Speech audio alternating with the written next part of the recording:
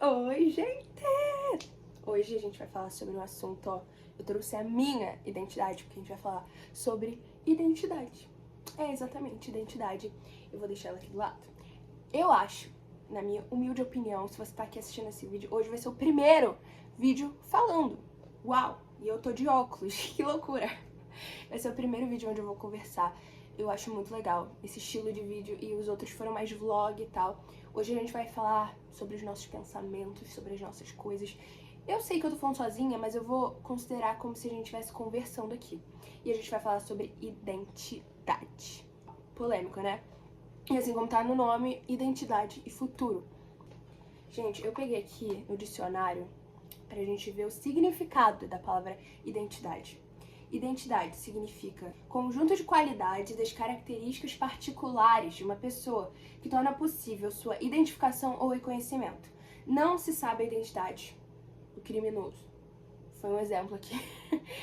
E se são características e particularidades de uma pessoa, se eu te perguntar agora quem é você, qual a sua identidade, eu espero que você saiba responder a essa pergunta. E para começar, já vamos deixar claro, identidade não é o que você faz, não é o seu trabalho, não é nada disso. Identidade vai muito mais além do que essas coisas. Identidade, eu diria, e eu vou falar sobre um livro daqui a pouco que vai fazer muito sentido, identidade é o seu coração. Pra mim, identidade é o seu coração, é o seu íntimo do seu ser. Pra mim, isso é identidade. E para falar sobre identidade, eu trouxe 2 livros. Inclusive, já que esse é o primeiro vídeo, eu já vou deixar claro, eu amo livros, tudo que envolve livros, lá em cima tem mais livros. Enfim, livros são o amor da minha vida depois de Jesus. E eu trouxe 2 livros pra gente falar sobre identidade e futuro, porque tem tudo a ver.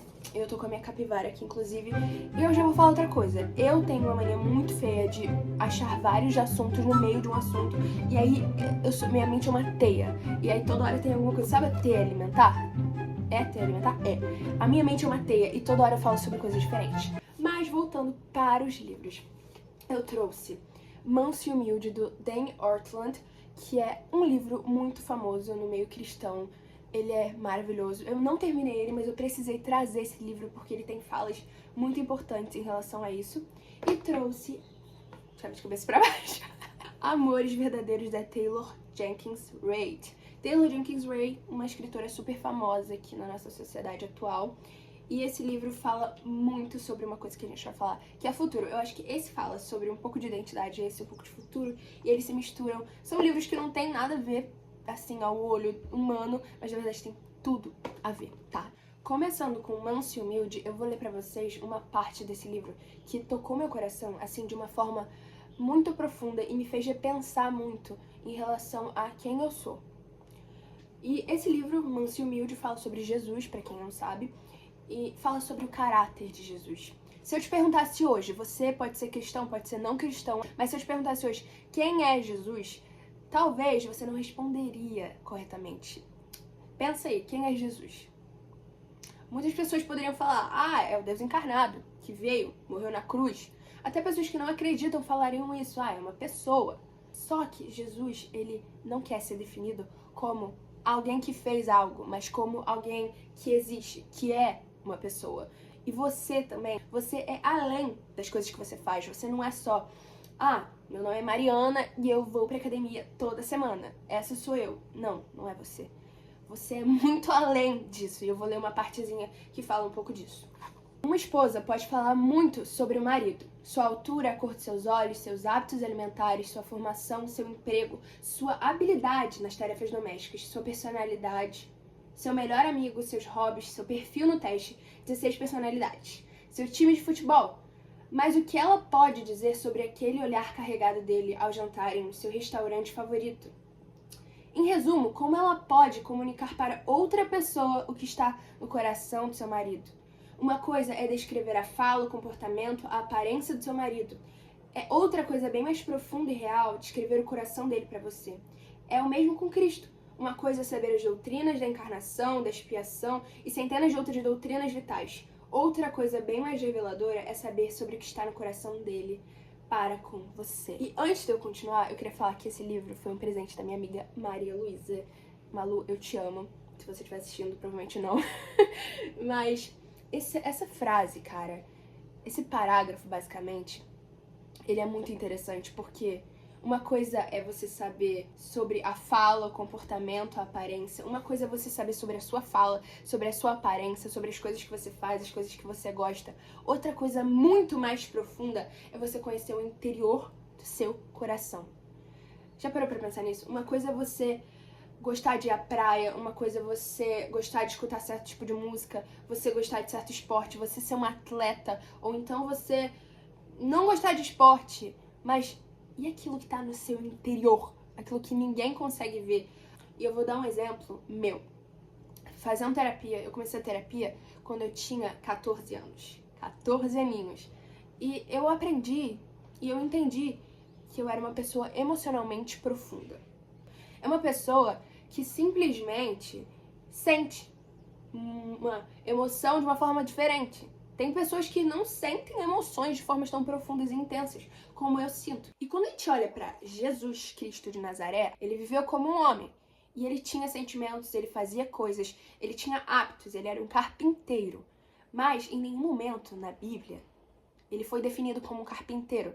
Ele foi definido como manso e humilde. E por que você acha que você vai ser definida pelas coisas que você faz, pelo seu ativismo e não por quem você é? Então, por que essa questão de identidade é tão importante? Porque se você não tem uma identidade definida e clara, se você não se conhece a ponto de conseguir responder essa pergunta de quem você é, provavelmente, você vai estar se enchendo de coisas de que você não é. Exemplo, eu estou num lugar e eu gosto muito de certas coisas. Gosto muito de ficar sozinha quieta. Só que você não sabe disso. Você não sabe que você gosta de ficar sozinha quieta. E aí você vai começar a moldar quem você é pra se tornar uma pessoa que você não é. Então você vai começar a moldar suas características para serem diferentes das coisas que você é. Você vai perdendo lentamente a sua identidade. Eu vou contar a minha experiência com esse livro aqui agora, porque ele tem tudo a ver também com identidade e todas essas questões, todas essas pautas.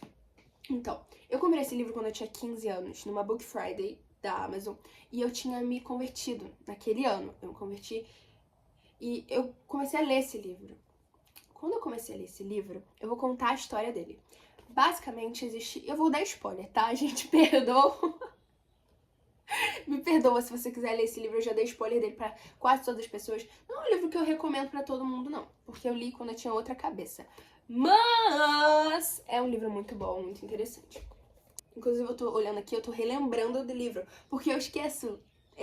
Enfim, Emma é a protagonista e ela conhece Jess. No início do livro conta a história dela, com a família dela, as questões dela. E ela conhece na escola um garotinho chamado Jess. Jess, quem é você? E eles começam a namorar no ensino médio, no terceiro ano. Eles se apaixonam e eles se casam. E a Emma vê uma versão dela completamente maravilhosa junto com Jess. Ela ama quem ela é. Eles vão se mudar, eles vão viajar o mundo. E essa é a Emma. Só que o Jess, como ele é louco, ele adora conhecer o mundo, o que ele vai fazer? Ele vai falar, Emma, eu quero muito conhecer um lugar lá longe, eu não lembro onde é. E eu quero muito conhecer esse lugar, Emma. Eu vou lá e ele vai viajar para aquele lugar. Porém, Jess é dado como morto. Oh, meu Deus, Jess é dado como morto.